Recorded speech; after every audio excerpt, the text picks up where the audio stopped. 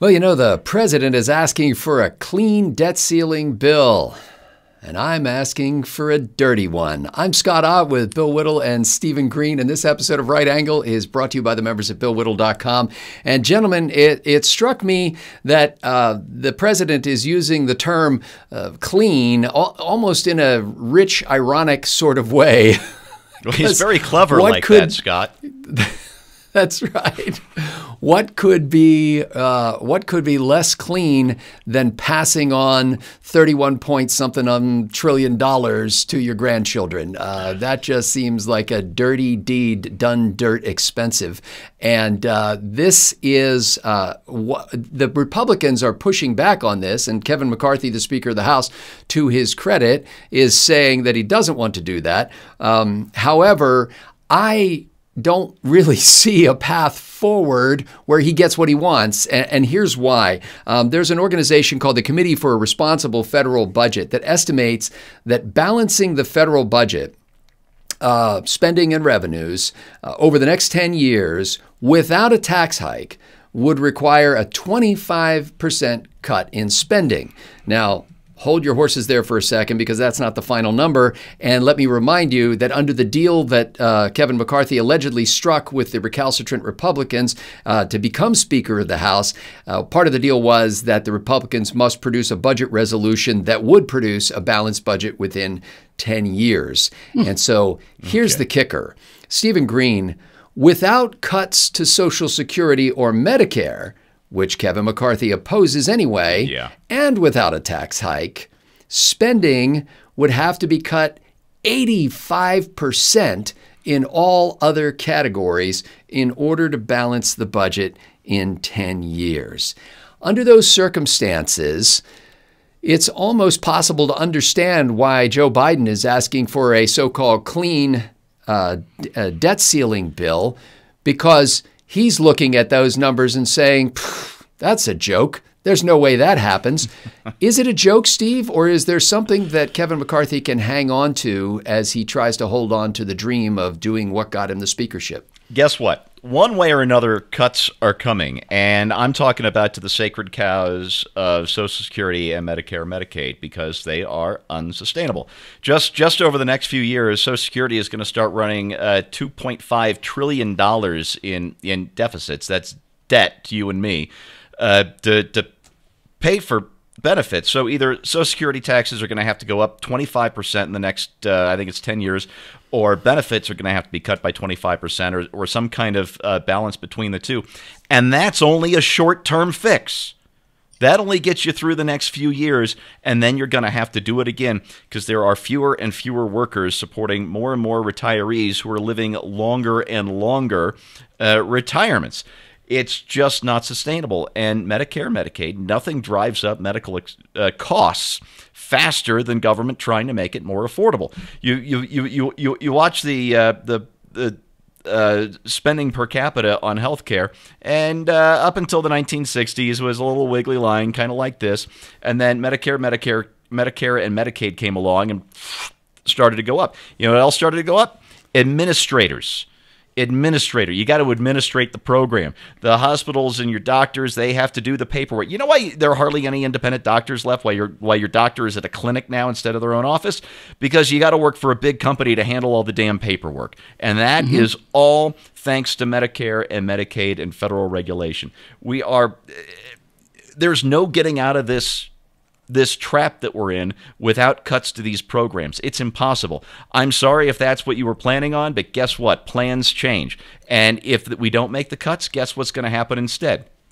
You like the inflation of the last year and a half? You ain't seen nothing yet, because if we can't get the spending under control, the government's going to do what it always does and inflate the debt away. So they won't officially cut your Social Security or your Medicaid spending by 25%, but they'll inflate at least that much of its value away. This is what's coming. This is what has to come. And Scott, it's why I'm not worried about this debt ceiling crisis or the next debt ceiling crisis down the road, because the fact is none of it matters until Congress gets the will to do the right thing, to be honest with the American people and just do what has to be done, or it's hyperinflation and economic collapse. Those are our choices. Sorry. Well, Bill Whittle, I think I heard today on a news program that this will be the 78th adjustment to the debt ceiling in the last several decades, I imagine. And Kevin McCarthy, it seems to me, has painted himself into a corner. He says yes to the Republicans. I'm going to help you all produce a resolution for a balanced budget within 10 years, all the while knowing that the only way to get to that without cutting Social Security and Medicare or raising taxes is to cut 85% of other spending. And he has staked out a position in the past, as have many Republicans, that Social Security and Medicare are sacrosanct. We're not going to touch those. Should we just laugh this guy out of the house? You guys have both seen, I'm sure, Titanic. I don't think there's anybody who hasn't seen Titanic. True story on the Titanic was that the primary designer on the Titanic, Mr. Andrews, I want to say, was on board for the maiden voyage. And when they struck the iceberg, he went down below to the forward compartments. And when he came back up, he said to the captain, this ship's going down and it's going to sink within 2 hours. And he wasn't like, we might make it. And it wasn't like, hey, if we do this, this man knew the ship better than anybody else. He saw the damage. He said, it's going down. That's how I feel. I wish I didn't, but I do. When the total national debt was somewhere in the neighborhood of $20 trillion, which would be, I guess, a week and a half ago or whatever the case may be. But back when it was $20 trillion, I saw a remarkable video on YouTube called basically visualizing $20 trillion. And if you imagine a stack of $100 bills that fully matches the footprint of the World Trade Center buildings and the height of the World Trade Center buildings, it's something like 80 of those. It's beyond human comprehension, and because it's beyond comprehension, the reason I use that example with the Titanic, Scott, is that money isn't money anymore, and it hasn't been money for a long time. And the way that we understand money, and the way that we understand, you take a loan, you take a risk, you get your money back as interest. If you lose a debt, you write off a debt. That's a loss. No. I don't know the details of this, so I don't want to get too far in the weeds with this, but I had a friend who bought a house not too long ago. He had to sign the documents in I think he said 42 places, because essentially what was happening was when he took out that mortgage, it created, for the sake of the argument, let's say it was $100,000 for the house, right? Just for the sake of the argument. When he signed that document, it wasn't like they borrowed $100,000 from a bank, paid it to the guy who owned the house. It created $100,000 out of thin air. It just fiated it into existence, and that's not how money works. And since money doesn't work that way, and since the people that are controlling the world's money supply are continuing to run up these debts, we have. Logic tells us there's two things at work here. Either they're doing it on purpose or they're not. If they're not doing it on purpose, then the reason they're doing it is, and they know it's catastrophic, is for the same reason that any other addict does what he does. They simply can't stop. It's not a question of they should stop. It's not a question of debt ceilings. When you say they've raised the debt ceiling 47 times or 87 times or whatever, it's like saying, yeah, the guy came home and stole his mom's silverware set so he could go out and get high. Is that repugnant? Yes, of course it's repugnant. Is that what addicts do? Yes, they will do anything. You know how much cocaine an addict does? All of it. All of it. All of it. He doesn't put some away for a rainy day. It doesn't work like that, right? So either they are not doing it on purpose and they are incapacitated in their ability to stop spending other people's money, or they are doing it on purpose. And I think Steve is on to some big part of that. You inflate your way out of not only out of debt, you can inflate your way out of all kinds of other things. And I would feel a lot better if the big brains at Davos, and when the richest people in the world, with the exception of Elon Musk, I'm happy to say, when the richest people in the world get together for years now and came up with a term for what the future looks like, I would have felt a lot better if they called it the Great Repayment instead of the Great Reset. But that's not what they called it. They called it the Great Reset. They didn't call it the Great Collapse. They didn't call it the they called it the Great Reset. And they know what they're doing. The idea is to essentially zero the debt clock out and say, well, let's just all call it square, and and we'll go on with our lives, and then you will continue to rent stuff from us, and nobody will own anything, everybody will be happy. But you can't look at $31 trillion in debt, which we all know will never be repaid. Everybody knows it. Everybody knows it, right? You can't look at that and say that's real money and then say, well, we can find a way out of this politically. It's going to, something monumental is going to happen. I don't know what that is, but something monumental is going to happen.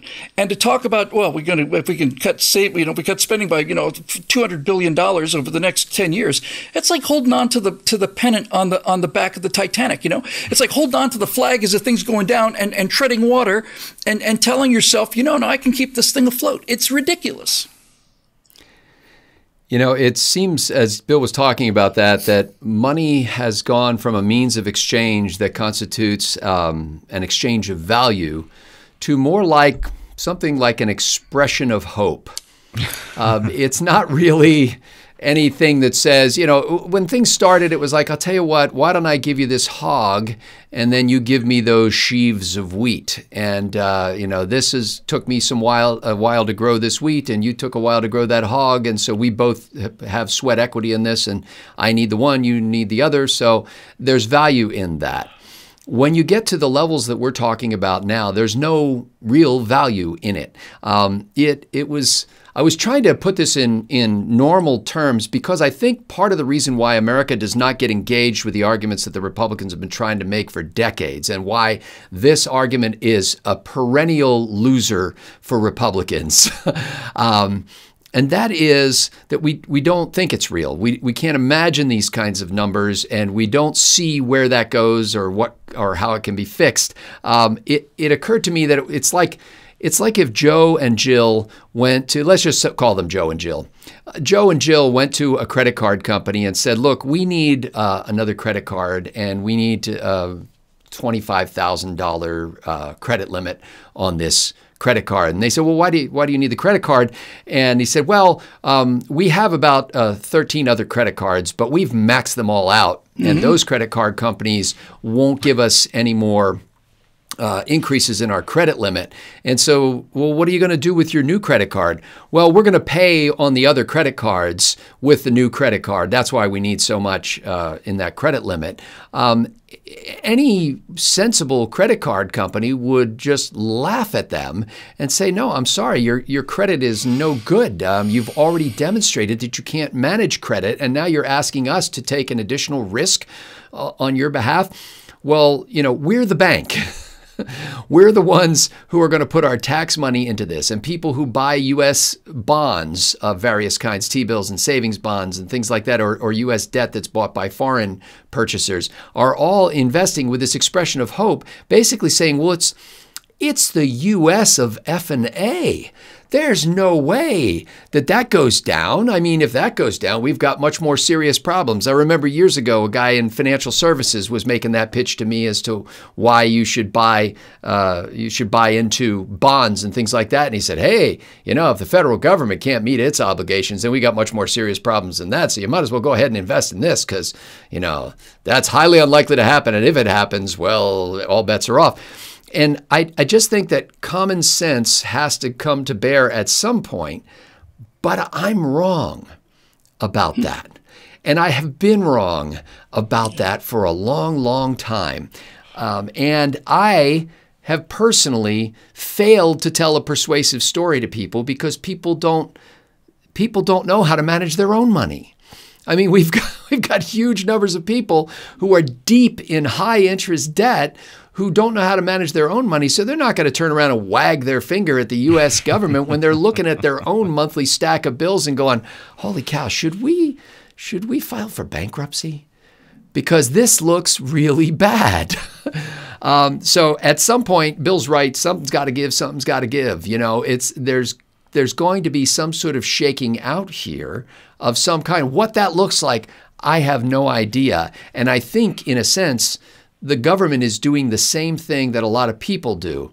They're going to the convenience store and they're buying lottery tickets. Yeah. And they're hoping that somehow, some way, they're going to hit it rich. And when they do, not only will they take all those vacations they want and give money to everybody who they like, but they're going to take care of that debt once and for all.